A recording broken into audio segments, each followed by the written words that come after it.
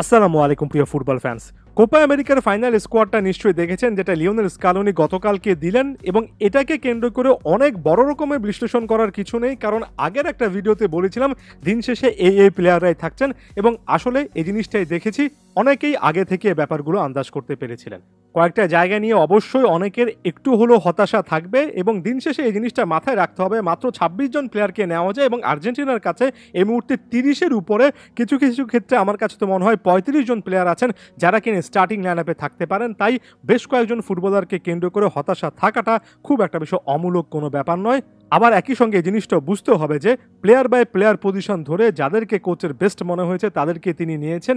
এখানে ওভারঅল কোন কোন প্লেয়ার নেই এটা নিয়ে হুতাশা না করে একেবারে পজিশন বাই পজিশন ধরে যদি চিন্তা করেন তাহলে হয়তোবা অনেক কিছু একটু ক্লিয়ার হবে। যেমন গোলকিপার পজিশনে এমিলিয়ানো মার্টিনেজের সঙ্গে রুলি রয়েছেন, এটা স্বস্তির ব্যাপার। ফ্রাঙ্কো আরমানি এখনো সেকেন্ড চয়েস গোলকিপার, এই জিনিসটা বাকি অনেকের যেমন দেখতে খারাপ লাগে, আমার কাছেও দেখতে খারাপ লাগে। যদিও ফ্রাঙ্কো আরমানি আর্জেন্টিনার ঘরোয়া ফুটবলের ইতিহাসে সবচেয়ে সফলতম একজন গোলকিপার, হয়তোবা লিওনেল স্কালোনি এই অভিজ্ঞতার অনেক বেশি দাম দেন। ডিফেন্সে দেখুন একেবারে লাইক ফর লাইক সাবস্টিটিউশন রয়েছেন, অর্থাৎ পজিশন বাই পজিশন ধরে বিকল্প রাখা হয়েছে। ফার্স্ট চয়েস সেন্টার ব্যাক হিসেবে রোমেরো রয়েছেন, ওটামেন্ডি রয়েছেন, এবং আমার কাছে মনে হয় লিজান্দ্রো মার্টিনেজ সর্বশেষ দুটো ম্যাচে যেহেতু স্টার্ট করেছেন তাকেও ফার্স্ট চয়েসের ওই ক্যাটাগরিতে রাখতে হবে। ব্যাকআপ হিসেবে এখানে লুকাস মার্টিনেজ কুয়ার্তা রয়েছেন, যিনি কিনা রাইট ব্যাক পজিশনের একটা ব্যাকআপ হতে পারে, তার পারফরমেন্সগুলোকে মূল্যায়ন করা হয়েছে।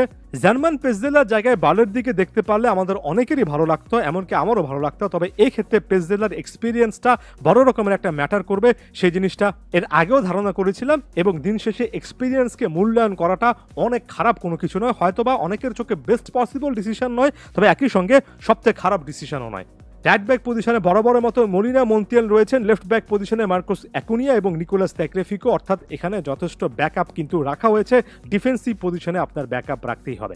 মিডফিল্ডে আমার কাছে মনে হয় একজন ছাড়া বাকিদের দিকে যদি আমরা তাকাই তাহলে সেখানে কোনো রকমের ডাউট নেই, একজন হচ্ছেন গুইদো রদ্রিগেজ। গুইদো রদ্রিগেজকে কেন রাখা হয়েছে অনেকে এই জিনিসটা ভেবে পাচ্ছেন না। একেবারে ক্লিয়ারলি বলে দিতে চাই, গতকালকের ম্যাচে অর্থাৎ সর্বশেষ ম্যাচে লিয়ান্দ্রো পারেদেস নামার আগ মুহূর্ত পর্যন্ত আর্জেন্টিনা কিন্তু মিডফিল্ডে একটা স্টেবল সিচুয়েশনে ছিল না। আর্জেন্টিনার এই সিস্টেমে খুবই ভালো মানের একজন সেন্ট্রাল ডিফেন্সিভ মিডফিল্ডার আসলেই লাগে।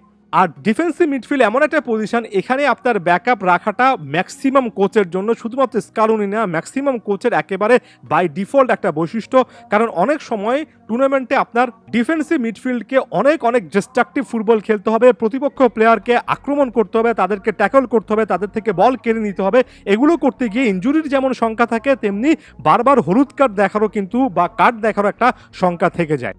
এখানে আমি খুবই গুরুত্বপূর্ণভাবে এই জিনিসটা বলে দিতে চাই যে ম্যাক অ্যালিস্টার এমনকি এনজো ফার্নান্দেজও সেন্ট্রাল ডিফেন্সিভ মিডফিল্ডারের রোলটা প্লে করতে পারেন, তবে অতিরিক্ত আক্রমণাত্মক, অর্থাৎ অনেক বেশি প্রতিপক্ষকে ট্যাকেল করতে হবে, চার্জ করতে হবে, এমন টাইপের আগ্রাসী একটা মেন্টালিটি যেমনটা লিয়ান্দ্রো পারেদেসের মধ্যে আছে, ডিফেন্সিভ স্কিলের কথা বলছি, সেটা কিন্তু ম্যাক অ্যালিস্টার এবং এনজো ফার্নান্দেজের প্রোফাইলটাতে মিসিং আছে।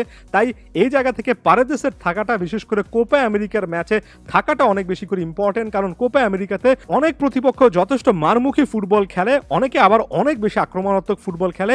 এই জিনিসগুলোকে ফিজিক্যালি রুখতে হলে, এমনকি ফুটবলীয় দৃষ্টিকোণ থেকে রুখতে হলে একজন লিয়ান্দ্রো পারেদেস লাগে, এবং কিছু কিছু ক্ষেত্রে আলাদা করে কোপা আমেরিকার এই প্রেক্ষাপটে একজন গুইদো রদ্রিগেজের মতো ডিফেন্সিভ মিডফিল্ডারও ব্যাকআপ হিসেবে থাকা লাগে। এই সিলেকশন একেবারে ট্যাকটিক্যাল, এই জিনিসটা যদি আপনি না বুঝেন তাহলে আপনি হয়তোবা ফুটবলটা বোঝেন, তবে পজিশন বাই পজিশন হয়তোবা সেভাবে কানেক্ট করতে পারছেন না।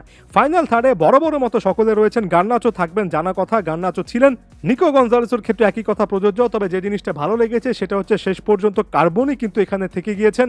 ভ্যালেন্তিন কার্বনি সম্পর্কে লিওনেল মেসি বলেছেন যে আর্জেন্টিনার বর্তমান এবং ভবিষ্যতের গুরুত্বপূর্ণ জায়গায় তিনি ভ্যালেন্তিন কার্বনিকে দেখতে পাচ্ছেন। শুধুমাত্র এখন না, এর আগে ভ্যালেন্তিন কার্বনিকে ট্রেনিং গ্রাউন্ডেও দেখেছেন, এবং আমার কাছে মনে হয় আগের ম্যাচের পারফরমেন্সে ভ্যালেন্তিন কার্বনি সেই জিনিসটা প্রমাণ করেও এসেছেন।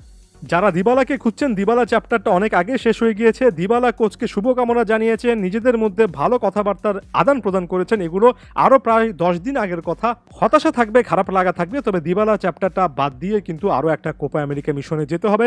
লিওনেল মেসি আরো একটা ডাক দিয়েছেন, এবার কোপা আমেরিকা ডিফেন্ড করার ডাক দিয়েছেন। আর্জেন্টিনার কাছে কি কোপা আমেরিকা জয় করার মতো একটা স্কোয়াড আছে? অবশ্যই আছে, এটাই কোপার সেরা স্কোয়াড হতে পারে।